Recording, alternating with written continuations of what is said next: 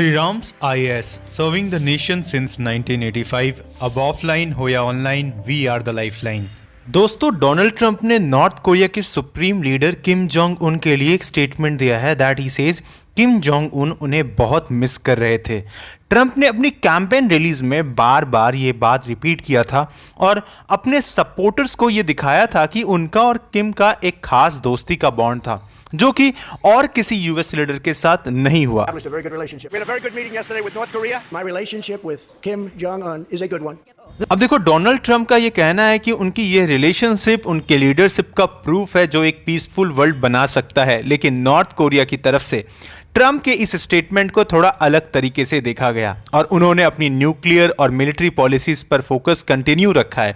ये स्टेटमेंट और रिस्पॉन्स ये बताता है कि ट्रंप और किम के बीच का रिलेशनशिप सिर्फ एक पर्सनल लेवल तक नहीं है बल्कि डिप्लोमेटिक और पॉलिटिकल स्टेज पर भी काफ़ी कॉम्प्लेक्स है। और देखो, मैं यहाँ एक चीज़ कहना चाहूँगा कि ट्रंप की इस टेन्योर में आपको एक अलग ही यूएस देखने को मिलेगा जिसमें हमें अनयूजुअल स्टांसेस भी देखने को मिल सकते हैं।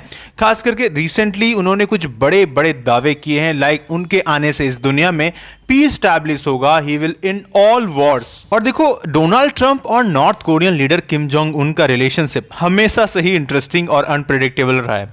पहले जब ट्रंप ने स्पेसिफिकली यूएस प्रेसिडेंसी हैंडल की थी इससे पहले वाले टेन्योर में, तो उन्होंने और किम के बीच में बेसिकली कुछ इंपॉर्टेंट हिस्टोरिक मीटिंग्स भी की थी। जैसे कि पहली बार हम देखे थे कि यूएस और नॉर्थ कोरिया के कोई लीडर्स आपस में एक साथ मिल रहे हैं, उनके बीच बातचीत हो रही है।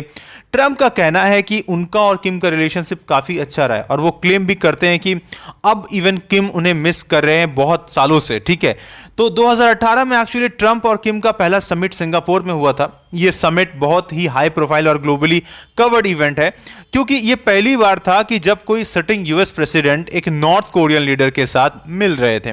दोनों लीडर्स ने बेसिकली समिट में कुछ कॉमन गोल सेट किए, जैसे कि कोरियन पेनिनसुला का डीन्यूक्लियराइजेशन और पीस मेंटेन करना। एंड इवन दोनों ही हम देखे थे स्पेसिफिकली, अगर हम बात सिर्फ डोनाल्ड ट्रंप की करें तो वो इवन नॉर्थ कोरिया गए थे, वो मिले थे जाकर किम जोंग उन से और उनका काफी भव्य स्वागत भी हुआ था। दोनों लीडर्स के बीच में बातचीत हुआ था और पहली बार हमने किसी यूएस प्रेसिडेंट को ऐसा करते हुए देखा था। और देखो, ट्रंप का कहना है कि उनका और किम का बॉन्ड काफी ज्यादा स्ट्रांग था क्योंकि उन्होंने किम को न्यूक्लियर आर्म से दूर रहने के लिए भी कहा था। उन्होंने अपनी रैलीज में ये सारी बातें ना शेयर भी की हैं। एंड इसके साथ इवन वो कहते हैं कि बेसबॉल गेम जो होता है वो दिखाना स्पेसिफिकली चाहते थे। वो नॉर्थ कोरिया के जो सुप्रीम लीडर है किम जोंग उन, उनको दिखाना चाहते थे स्पेसिफिकली ताकि वो अपने इंटरेस्ट को न्यूक्लियर आर्म्स के अलावा और किसी चीज में लगा सके। अब देखो, ये ट्रंप का एक तरीका था कि वो दिखाना चाहते थे उस वक्त में कि वो पीस और डिप्लोमेसी में बिलीव रखते थे और उन्होंने अपनी कैंपेन में बार बार ये सारी चीज़ें हाईलाइट भी की थी। अभी रिसेंटली उनके टाइम में वर्ल्ड बहुत ज़्यादा पीसफुल था, तो इस तरह के स्टेटमेंट्स डोनाल्ड ट्रंप से हमें कंटिन्यूसली देखने को मिल रहे हैं।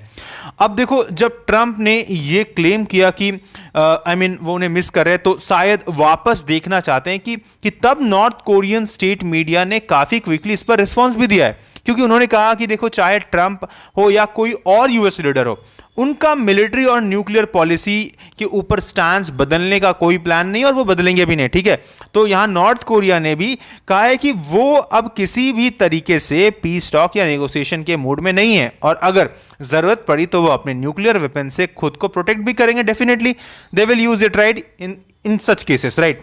तो नॉर्थ कोरिया के इस रिस्पॉन्स से ये क्लियर होता है कि किम की लीडरशिप अब पहले से काफी स्ट्रांग और असर्टिव भी दिख रही है, जो सिर्फ अपने हित और अपने स्टैंड को स्पेसिफिकली अपनी जो खुद की नेशनल इंटरेस्ट है उसको प्रायोरिटाइज कर रहा है। हालांकि देखो, यहां ट्रंप ने बहुत बड़े बड़े दावे किए हैं। उन्होंने तो यहां तक भी कहा है कि जब मैं पिछले बार अपने जब टेन्योर में था तो उस वक्त में मैंने इस चीज की भी कहीं ना कहीं कोशिश की थी कि नॉर्थ कोरिया जो न्यूक्लियर टेस्टिंग कंटिन्यूसली कर रहा है, मैंने उनको रोका था ऐसा करने के लिए। और इन सबके साथ देखो, यूएस के साउथ कोरिया के साथ मिलिट्री एक्सरसाइजेस को भी मैंने थोड़ा टोन डाउन किया था, तो मतलब कम किया था ताकि बैलेंस हो सके। इस तरह की बातें यहां पर की गई थी इनके द्वारा।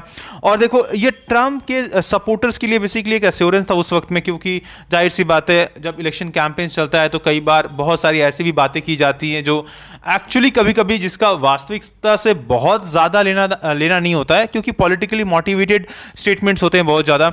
तो खैर ट्रम्प की जो ओवरऑल अब ये टेन्योर रहने वाली है, इसमें हमें बहुत सारी ऐसी चीज़ें देखने वाली है जो हमें काफ़ी इंटरेस्टिंग होगा, और यूएस का स्टैंड जो होगा वो कई सारी चीज़ों में हमें बदलते हुए दिखने वाला है, राइट। और खास करके हम सब जानते हैं कि किस तरीके से नॉर्थ कोरिया और इवन जो रशिया है उसके बीच में आज के वक्त में क्लोजनेस काफ़ी तेज़ी से बढ़ा है, राइट।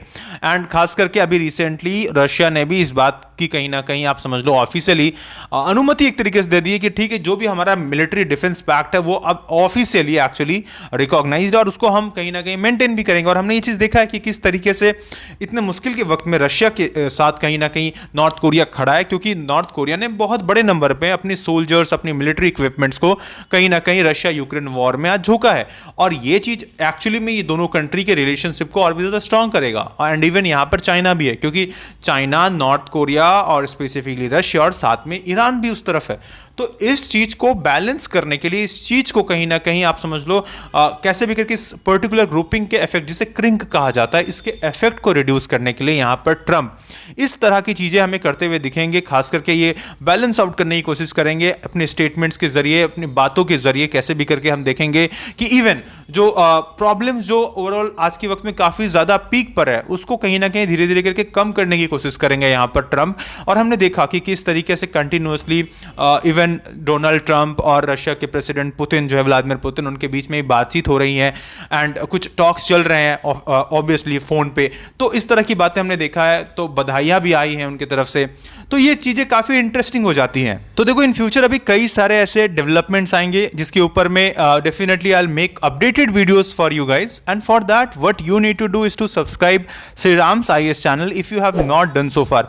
और इसके साथ देखो हम आपके लिए काफी अच्छी अच्छी वीडियोस लेकर आ रहे हैं with respect to world affairs, right. तो आप कोशिश करो इसे ज्यादा से ज्यादा शेयर करने का, आप कमेंट्स करो what's your opinion about these topics, and at last may God bless you all.